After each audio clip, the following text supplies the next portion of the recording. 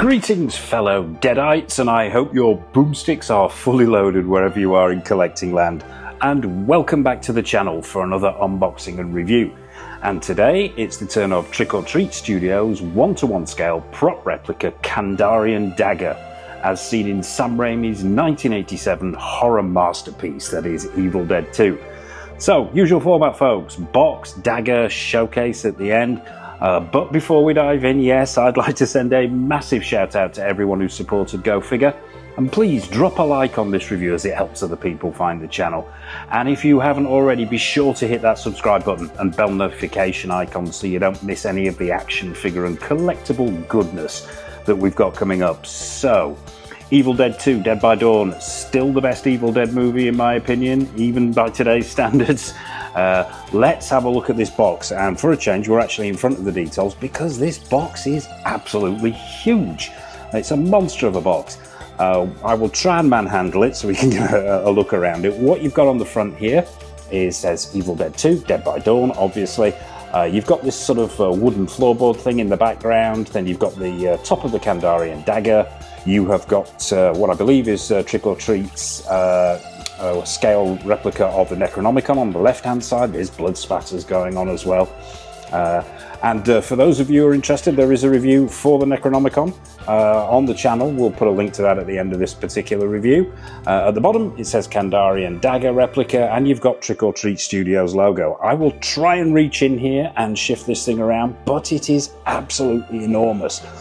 On the left hand side you've got this sort of shaded effect shot of the top of the Kandarian Dagger. It says Evil Dead 2, Dead by Dawn again, Kandarian Dagger on the bottom.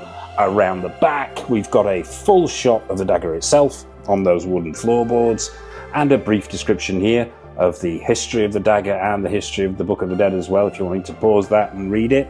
And down at the bottom, you have all the usual credits and warnings. Don't piss this dagger off or it might swallow your soul.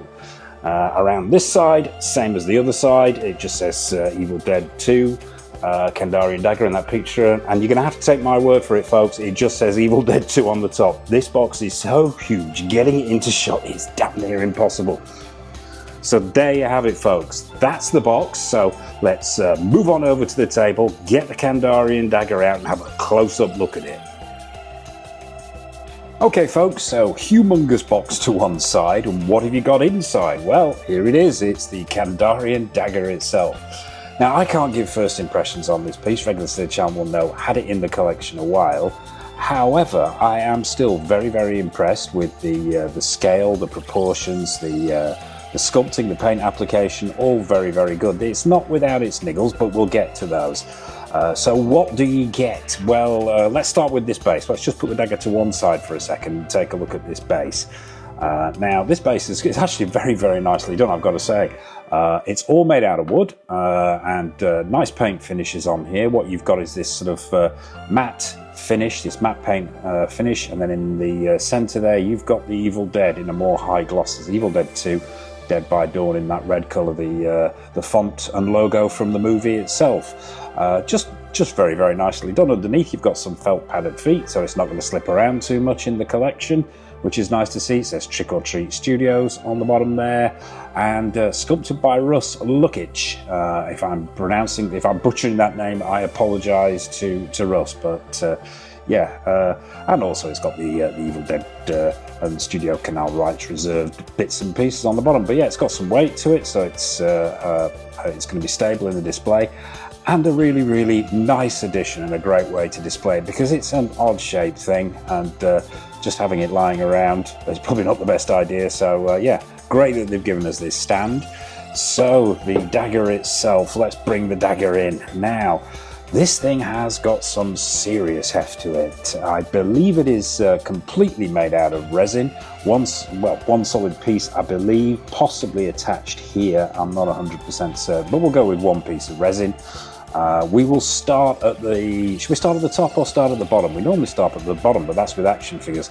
Let's start at the bottom.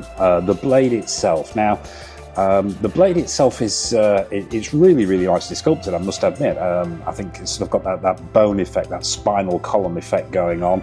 The detailing is really nice. The sculpting there to give it that sort of bone effect is really on point.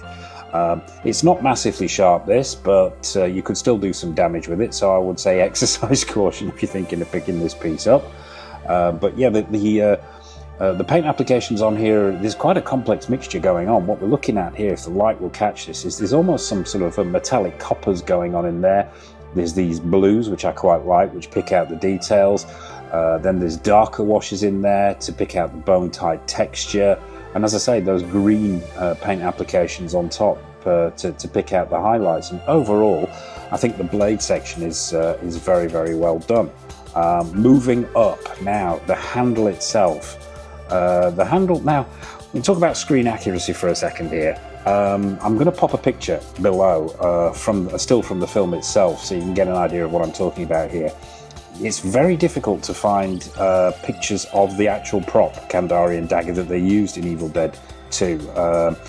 And so it's very difficult to do comparisons, but having had a look around, I think what we're looking at here is perhaps more of an artist's impression than a direct lift of the dagger itself, because the proportions look slightly different and the paint applications and some of the detailing look slightly different. But on the whole, I think it is more than a passable replica of the dagger itself. Now, the top, the handle, the all-important handle of this of the dagger, I think is done quite well. I really do.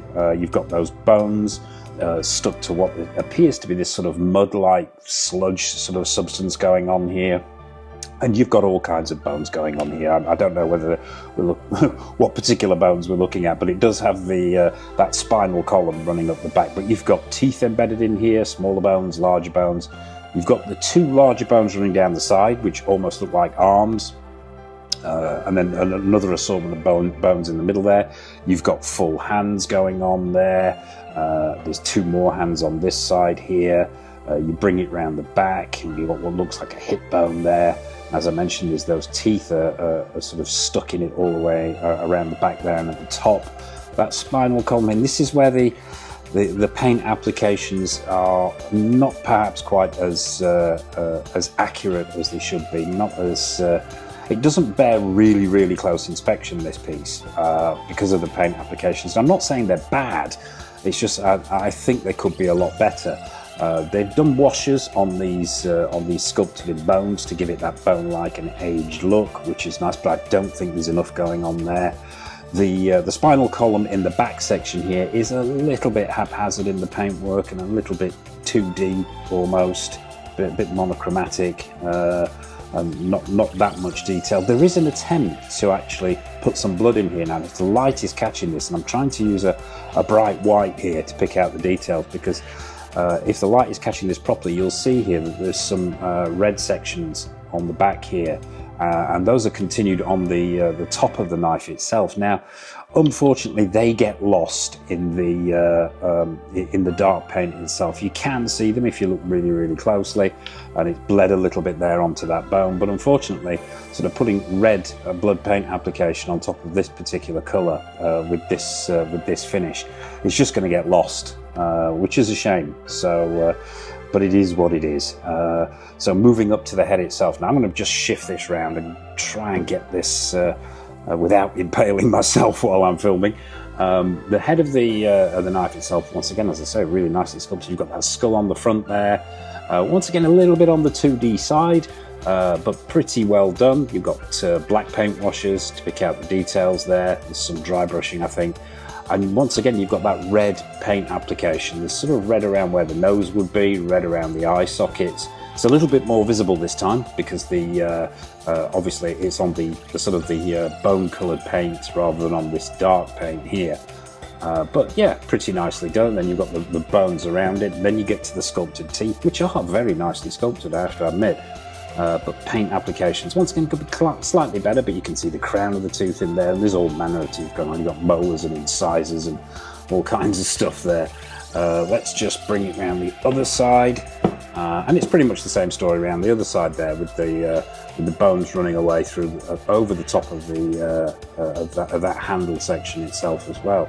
So overall, I think Trick or Treat Studios have done a good job here. I just think it could be slightly better. Regulars to the channel will have seen hopefully will have seen my Trick or Treat Studios Necronomicon review. which I customized, which I modified. There'll be a link to that at the end of this review, because straight out of the box I was quite disappointed with it.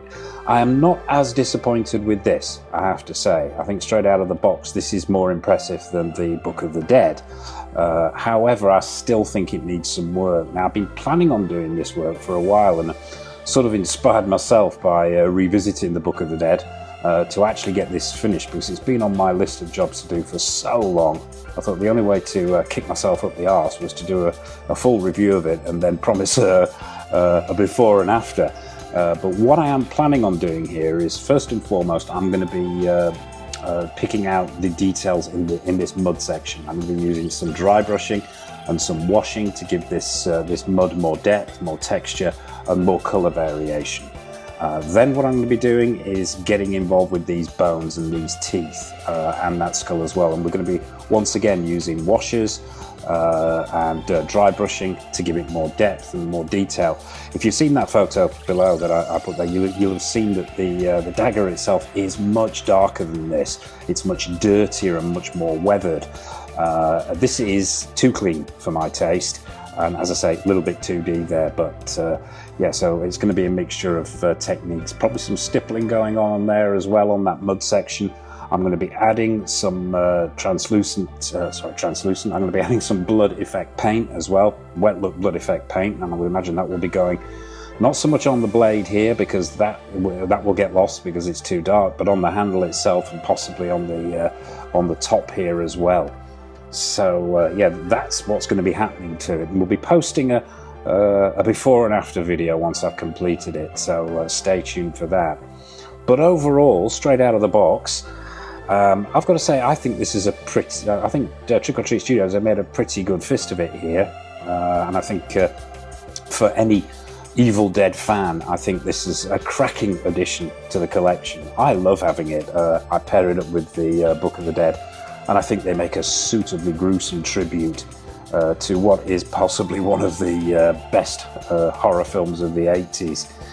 So there you have it, folks. I suppose scoring this is not going to be the easiest thing in the world. I'm going for final thoughts. Let's get it back on that stand and going for final thoughts here. Now, in its sits, it's probably worth mentioning this, it's quite easy to get this wrong. There are two felt pads in both of these riser sections here to protect the dagger itself when it's on display, which is good to see.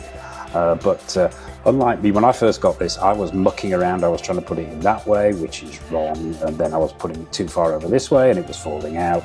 There is a sweet spot just around about there where you've got pretty much the right amount of distance between the uprights and the ends of the dagger itself. But I think it displays wonderfully. I really, really do.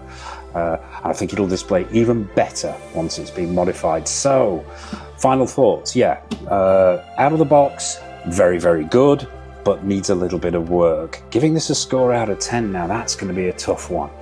I had the same issue here with the, well, it was slightly easy with the Necronomicon because I thought that was quite poor out of the box, apart from the latex that they used for the front cover, for the whole cover actually, to give that sort of made out of skin look. So it was quite easy to score. This, not so much. Now I think as an artistic interpretation, shall we say, of the Kandarian Dagger, I'm going to give this an 8, a solid 8. I think the thing that lets it down a little bit are the paint applications on this handle. So point or two off for that, but I think the presentation is phenomenal. I love the weight and the feel of this thing. You really just feel like you've got something substantial going on. And I think overall, yeah, Trick or Treat Studios have done a cracking job here. So yeah, we're going to go with an 8 for the Kandarian Dagger, maybe 7.58. Just could do better with the paint applications. So there you have it, folks. That is Trick or Treat Studios' take on the Kandarian Dagger, the prop replica from Tots. What are your thoughts on this piece? Do you have it in the collection? Are you thinking of picking it up? Are you an Evil Dead fan? anything at all, drop a comment in the comment section below. Nothing is off menu, and I would be fascinated to hear your take on anything Evil Dead related. What have we got coming up on the channel? Well, in the 6 scale world, we have a raft of new action figures coming in. We have stuff from Hot Toys, In Art, Susu Toys, Present Toys, Caustic Plastic, Exo6, In Art. The list goes on. So as I mentioned at the top there, be sure to mash that subscribe button and bell notification icon so you're not missing any of the good stuff that's coming up. And we've also got quarter scale action figures, statues, more prop replicas, more memorabilia, more collectibles. So yeah, be sure to stay tuned to the channel for those. And I suppose all that remains for me to say is from the Kandarian Dagger from Evil Dead 2 Dead by Dawn and myself, take care of yourselves, happy collecting, and it's over to the showcase.